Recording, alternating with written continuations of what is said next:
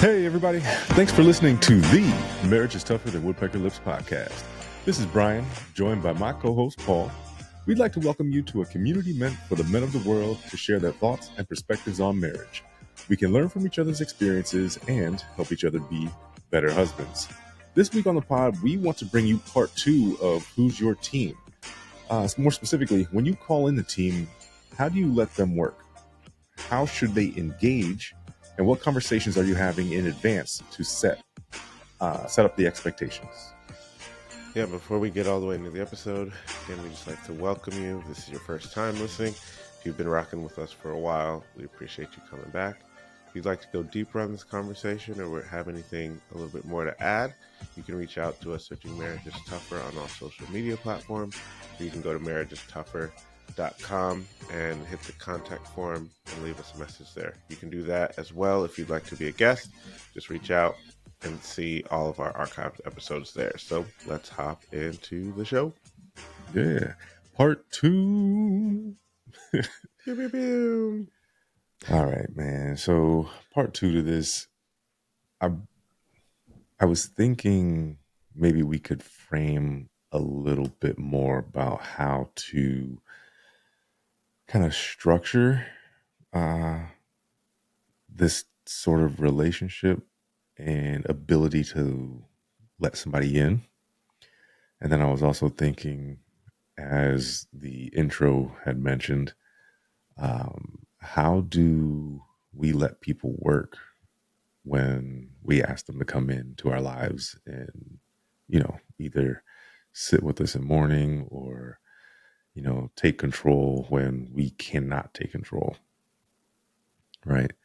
Because there's, I think, a dynamic there where if you don't set those expectations and you maybe call the wrong person, that could go wrong real fast. So, do you have any thoughts? And I'm sure you have experience, especially with your wife being who she is. Yeah, I think that it's a good thought experiment. Again, like we said in the last episode, you don't really know how it's going to go down until you make that 2:30 call. Mm-hmm. So you can have ideas of how it will, but then in that crisis per se, we'll see how it works. And I had a interesting experience this week that it may not be 2:30 when that call comes. Mm-hmm. It may be a midday need, and so just being prepared and expecting how you show up to that space if you're called, or how you show up to that space if you're the one that's calling. Expectations are always important. But what I do think is, for these people that are your team, there's already something about them that they know your life, they understand you, they understand your family in some capacity, that it will be easier to have these conversations because they are one of those people that you're going to call when needed. So there's that unspoken, like, I already get what you guys are about, type of thing that happens at the same time. Right. Yeah, and I can appreciate that for sure. I think, I guess, just having those types of conversations in advance make things smoother, right? As smooth as you can expect something to be in maybe a hectic situation where, like, I'm not going to be in my right mind. This is why I called you in. So, if you could for sure maintain things in a similar nature as to how I might, that would be appreciated. But I think the other part to this is not only considering how someone will work in that space, but are you actually willing to allow them to work? Or are you still going to be trying to control things when you've called them in to take over? That's such a good point. Um, because I've walked through this. Well, I've experienced this watching Crystal walk through that, right? She is the person for a lot of people, especially if it's like family members that, you know, unexpectedly end up in the hospital, we'll say. So, like, we show up, Crystal knows the right questions to ask, the right people to push to make sure care is taken care of because it doesn't always happen. Hmm. Um, and there's some people that it takes them a little longer to relent and realize like you have to be open and honest about what's going on with you, how you feel about the care that you're getting, and let me take care of it. Most of them at that point, it's been like someone needs to come and take care of this, and it's a little bit. But you can, I have stubborn family members and stubborn friends that they won't be fully honest about either what's going on or how they feel they're being treated because they don't want to inconvenience or be that person. Hmm. And at the same time, you have to be very specific when it comes to health matters so that you can get the proper care.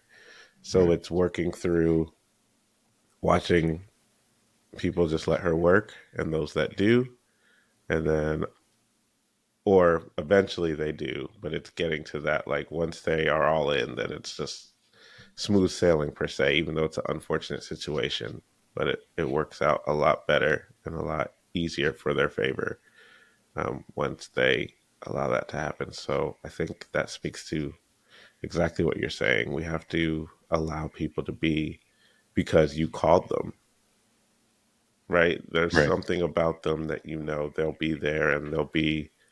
So the cool thing about this list is the people and they've set an expectation to be that person and they've been consistent enough that you expect them to be that. Hmm. So to expect them to be anything else when you call them is a detriment. Right. Um, and when someone calls on you, you have to be who you've consistently been. Right. You can't be someone you're not or you haven't shown because that's not what they called you for. Right. That's a good point, man. Because I was thinking, someone stepping in, having a thought like, "Oh, this is my time to shine. Let me do all the extra things." Right? Like, no, I just need you to be you. That's legit, man. Right. And And I think from time to time it could be like, I know who this person is. I'm calling them because they're the most consistent person I know. But for this scenario, I just need you to be here. I'm not asking you to do all the things you would typically do. I just like need your presence support or moral support or, being specific about what type of support you're looking for um, is beneficial. But also, like you said, knowing who that person already is that can provide that for you, like that should be the person you're calling. yeah, now that we're talking through that, I think it doesn't have to be it can be a pre-conversation, before whatever the event is.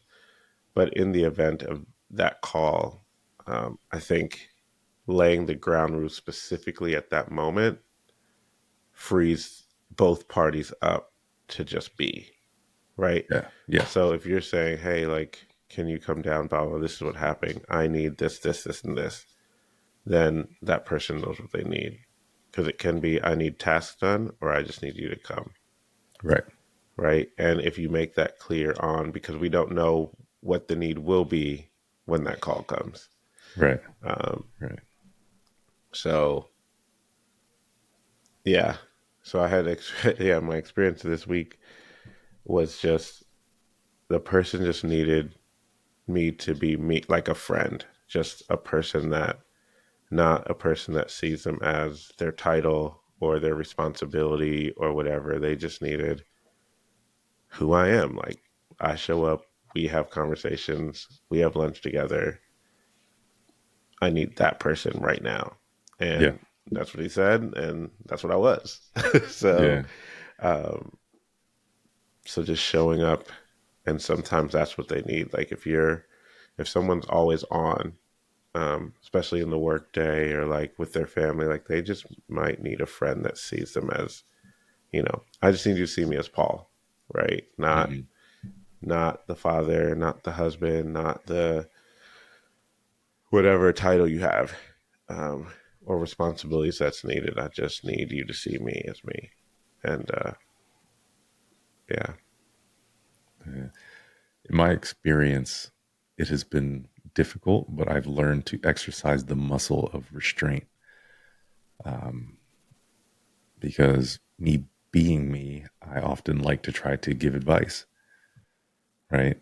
And not every situation calls for that. Um, even I think even with you, I have to practice that muscle of just listening, right? And uh, just because you think of something as advice doesn't necessarily mean that it applies, right? Um, oh, this is something that worked for me, and maybe you should try this. Like, nah, maybe you should just listen. you know, and I catch myself doing that sometimes, but then sometimes I let it go and give the advice anyway. Maybe even preface it for, hey, take it for what it is, but you know, here's my thought on the situation. Um, but that also depends on the receiver as well, right? Do they have they asked for advice? If they haven't, maybe you should, like I said, restrain yourself. that part. Maybe they're just spilling, right? And they need to divulge a couple things, and they want you to hold it in confidence. And you know, it's it's funny how many people I speak to nowadays purely because we have this podcast will talk to me about their relationships, right? I had someone the other day specifically say to me, I feel like because you have this podcast, I can talk to you in confidence. It was funny to me because just how often that starts to happen now, especially with gentlemen who are quite a bit older than me, like 10, 15, 20 years my senior. Um, but there's something about it that makes them feel more comfortable, which is nice. Um, they're not so keen on being a guest per se, but they do like to share, sometimes get my perspective. Um, but there's something about this space that we've created that on a one-on-one basis they feel safe in communicating some of the things that they're going through, um, which is awesome for me because I get to learn from them, you know. Uh, but that trigger for me is like, ooh, it's my time to jump in and give some advice. you know. Yeah,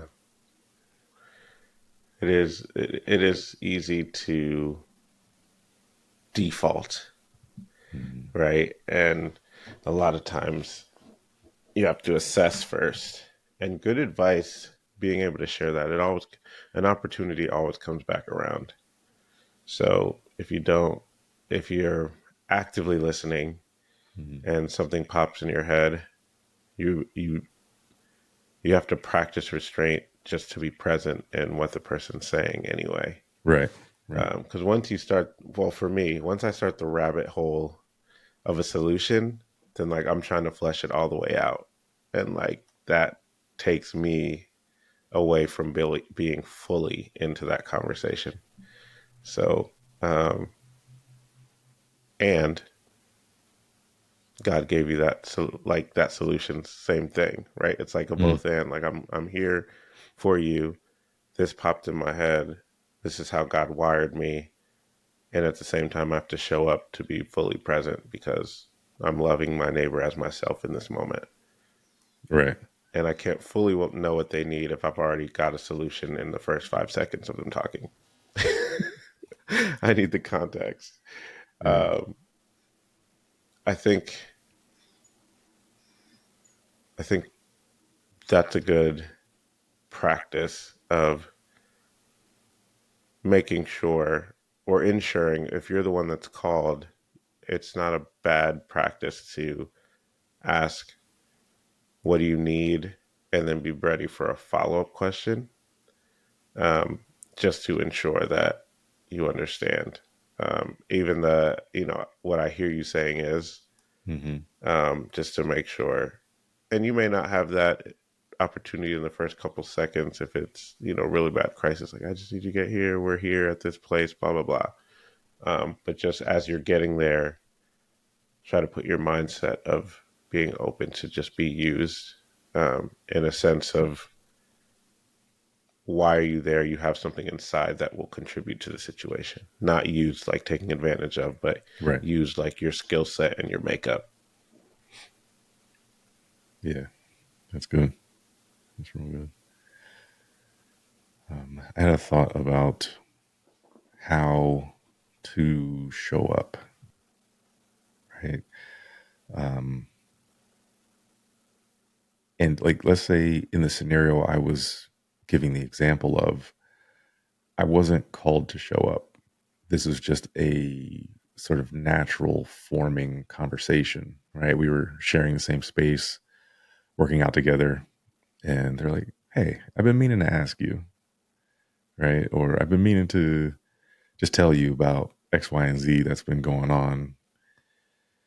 So, like you said, being an active listener, digesting everything that they've told you, and really reading the situation on what type of response they're looking for, short of asking, like, are you asking me for something or are you just trying to share?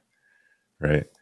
Um, and like going back to that piece of that specific person saying, like, I felt like I can speak to you in confidence, um, like really holding myself to that space. Number one, not that I necessarily have like any legal obligation to do so, but because I am wanting to have these conversations and be the type of person that someone can feel comfortable coming to. I take that seriously. So if they're saying like, "Hey, please hold this in confidence," then of course I'm going to do so. Um, but I think it really just takes some mindfulness and practice to consistently show up as that type of person. Agreed. It's the beauty of it is all life is practice. It's Yeah, putting into practice what you want to do. And it's trying to figure out, how do I do this?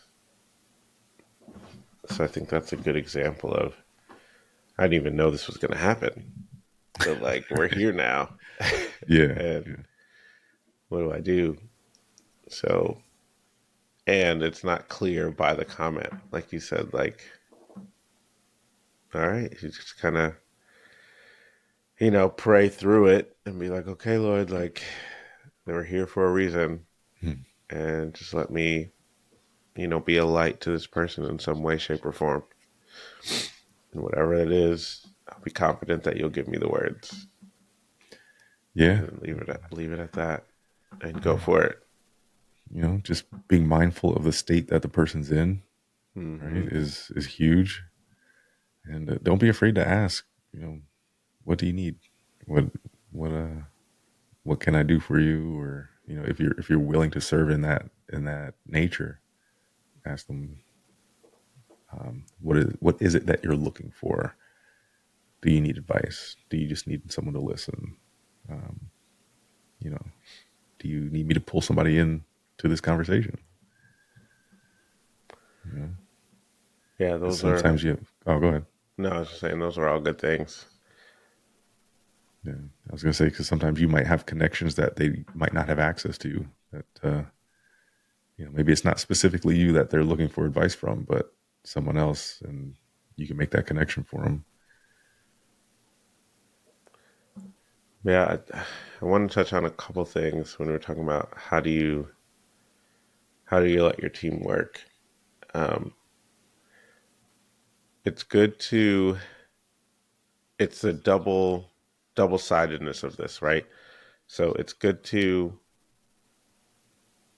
put yourself, like if someone calls you, it's good to put yourself in their shoes to try to think that they need just to get the overall feel of what they might be, right? Because they might not be their normal self, right? High stress, high anxiety, they might be a little shorter with their words, they might be a little bit more direct, they might be more vague, just depending. They might be more quiet because they're trying to figure out everything that's going on.